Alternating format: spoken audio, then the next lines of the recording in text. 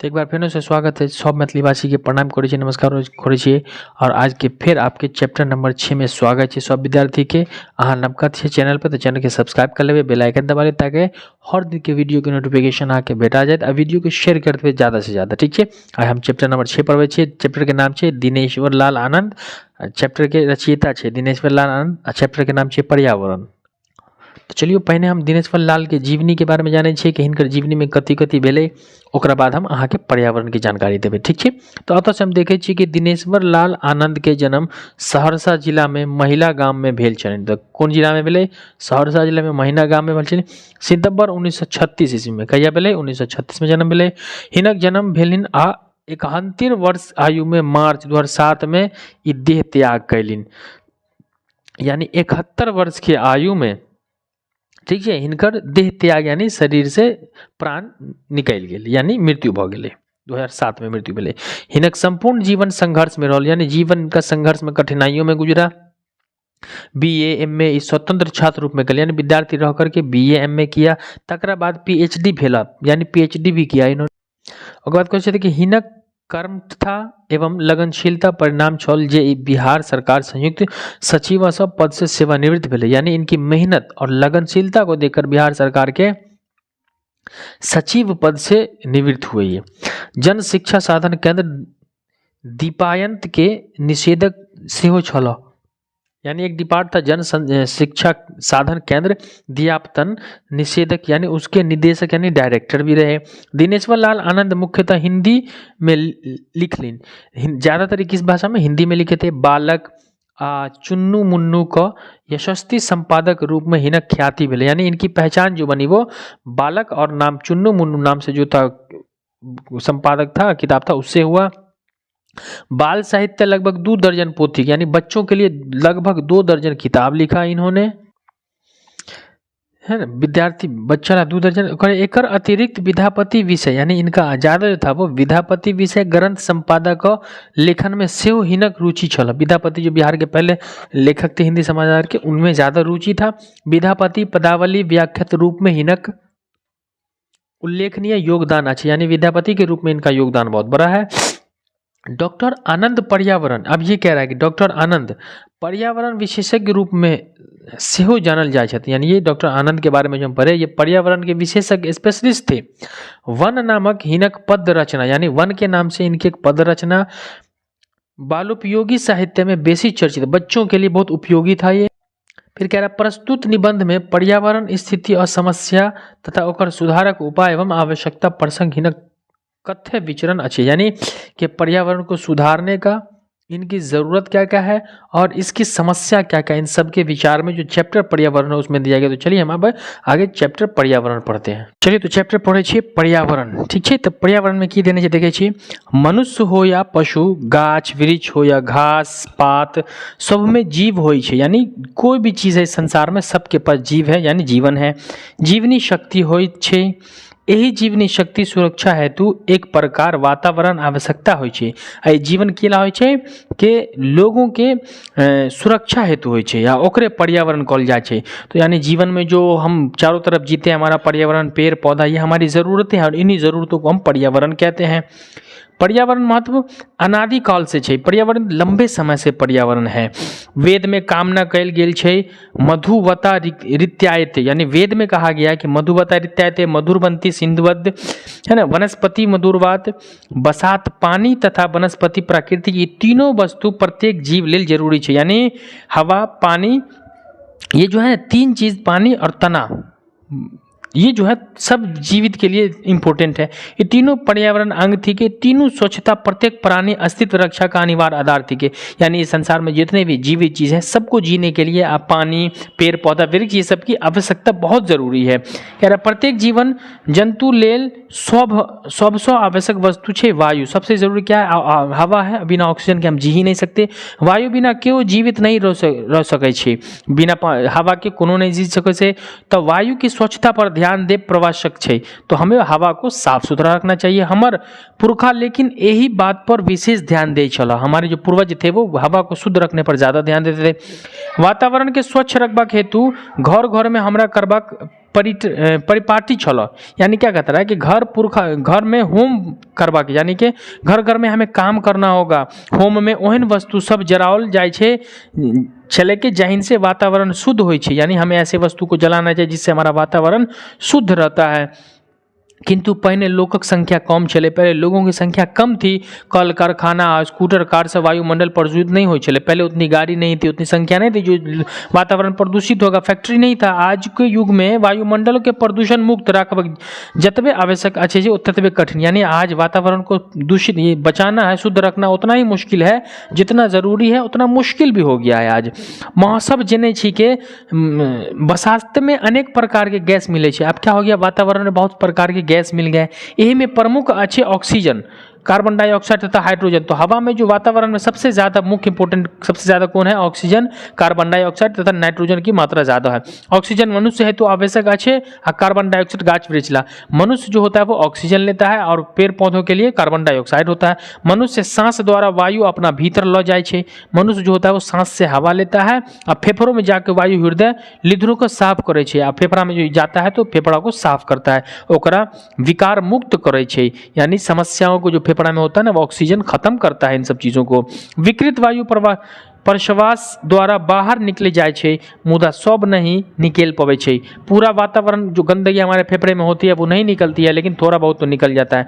कोनो रूप में जे रही जाइत अच्छे हमर शारीरिक तंत्र के प्रभावित करे छे, हम विभिन्न प्रकार के रोगास्त ग्रस्त जाइत छे, और कुछ प्रकार की दूषित चीजें हमारे शरीर में रह जाती है तो हम बीमार पड़ जाते हैं। दूषित वायु में सांस लेला से दम फूले लगे छे, और गंदे पर्यावरण में आप सांस लोगे ना दम फूलने लगेगा। धुआं धुरा में मिश्रित कण सरल गरल वस्तु गंध आदि हवा से बसातों के दूषित करे छे। सड़ा गला पानी गंदा होगा, वातावरण दूषित होगा, तो वहां पर आप सांस लोगे ना तो आपको फेफड़े की बीमारी हो सकती है। जतो ततो मल मूत्र त्याग करबक वायु प्रदूषक मुख्य कारण थी, यानी जहां तहां पानी गिरा देना, गंदी फैला देना, पेशाब पखाना कर देना, इससे क्या हो जाता है हमारा वातावरण गंदा हो जाता है। तो यही सब बात पर ध्यान देवे के छे, यही सब बात पे ध्यान देवे आवश्यक है कि हमरा इमर उमर के कचरा नहीं फैलबाक चाहिए, हमारे कि वातावरण के हमारा पड़ोसी के साफ सुथरा रखबाक चाहिए। पैखाना मोरी आ पानी से भर छोट मोट खादिन सबके झाँपी के रखल चाहिए। वायु प्रदूषित होबक बचे छे, यानी जो भी गंदी चीज है तो उसे ढक के रखना चाहिए। घर में पैक खिड़की लगाबे, सुतेल काल खिड़की सबके खुजल रखब, तथा भोरक स्वच्छ वायु टहल स्वास्थ्य हेतु लाभकारी, और सुबह में उठ करके घूमने जाना चाहिए ताकि हमारे स्वास्थ्य के लिए लाभदायक होता है। पेट्रोल डीजल चलवा के वाहन नियमानुसार धुआं मुक्त रखब नियंत्रित आवश्यक। जो भी गाड़ी चलता है ना उसको धुआं से मुक्त रखना चाहिए तो हमारा शरीर स्वस्थ रहेगा। वायु बाद दूसर सब महत्वपूर्ण वस्तु थी कि जल। अब पानी, हवा को तो हम बचा लेते हैं, हवा दूषित बचाएंगे तो हमारा वातावरण ठीक रहेगा। उसके बाद पानी आता है। जल जीवन से हो कहल जाए छे, यानी जल ही जीवन है। प्रत्येक जीव जंतु और गाछ वृक्ष जल आवश्यक है, यानी जितने जीव जंतु है सबके लिए पानी जो है वो अति इम्पोर्टेंट है। पहिने नदी जल शुद्ध रहे छले तो नदी में स्नान करबक पवित्र काज मानल जाए छले। पहले ठीक था तो नदी में स्नान करना पवित्र माना जाता था, मुदा अब से बात नहीं अच्छे। अनेक प्रकार के गंदगी नदी में पानी में मिले अच्छे आ ओकरा दूषित देत अच्छे, आ सब गंदा हो गया, पानी में गंद फैला रखा लोगों ने। कल कारखाना गदौस बही के नदी में सखेत अच्छे आ नदी पानी के ओ विषाक्त क दे छे, यानी नदी नाला में आप गंदी फैक्ट्री का चीज जाता है उसको गंदा कर देता है। गंगा सन पवित्र और विशाल नदी पानी से हो प्रदूषित हो गए। गंगा जैसी पवित्र नदी है वो भी दूषित हो गया, आज गंदा हो चुका है, सबटा दूषित भ गेले। कहबे छे कि जे पानी पीबे छानी क आ बात बाजे जानी के, यानी कह रहे पानी पीबे छानी के आ बात बजबे जानी के। कहबक तात्पर्य ई छे कि अशुद्ध जल उपयोग हानिकारक छे, गंदा पानी शरीर के लिए हानिकारक है। जलक महत्व ध्यान में रखी, जल महत्व ध्यान में रखी के हम सबके पुरखा लोग पोखरी आ इनार खुनबे चलो, यानी पानी की शुद्धता के लिए वो लोग पोखर और इनार खोदवा देते।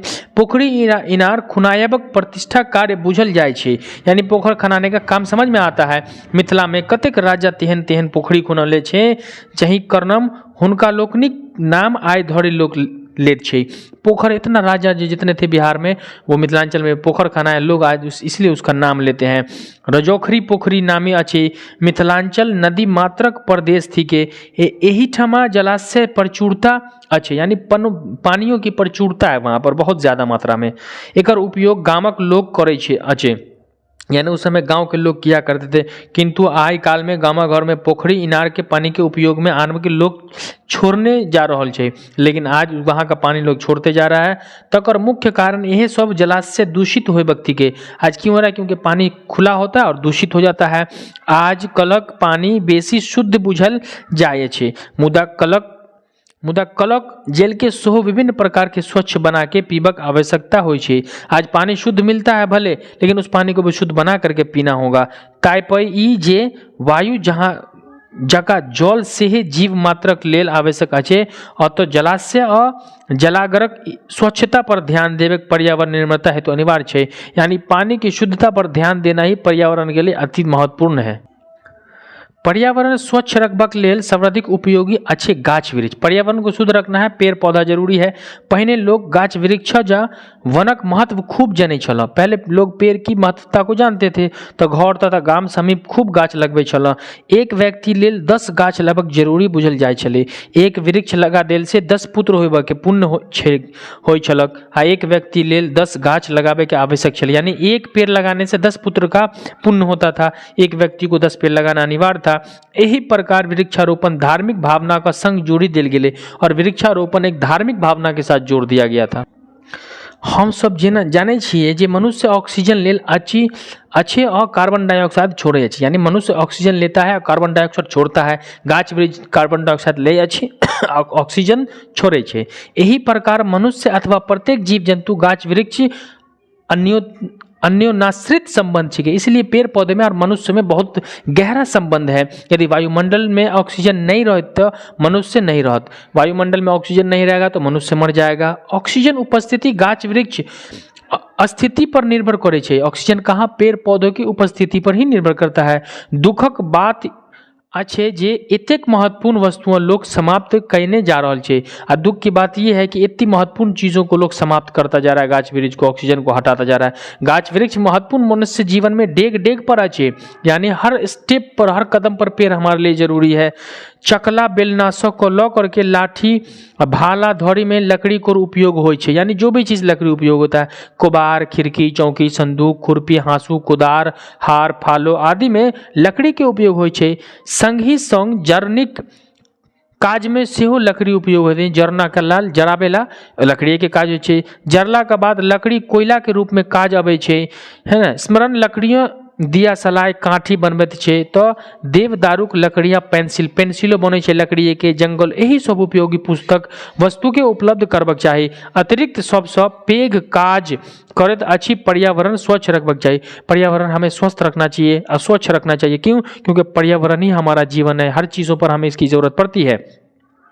गाछ वृक्ष आ वन के धार्मिक भावना संगीत सांस्कृतिक चेतनाक संग सेहो जोड़ देल गेल छै।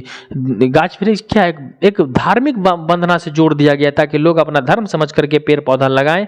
पेड़ पौधा लगाना जल ही जीवन है, हरियाली जीवन है। हजारों सालों पहले लोग जंगल में रहे छल, कतऽ रहे छले, जंगल में रहे छले। लोकक संख्या बढ़त गेल छै आ लोकक ज्ञान में वृद्धि हो गेले। जनसंख्या बढ़ गई, ज्ञान में वृद्धि हो गई। लोग गाछ वृक्ष काटी काटी गृह निर्माण काज करे लगल आ गाछ पेड़ पौधा को काट काट के घर बनाने लगे।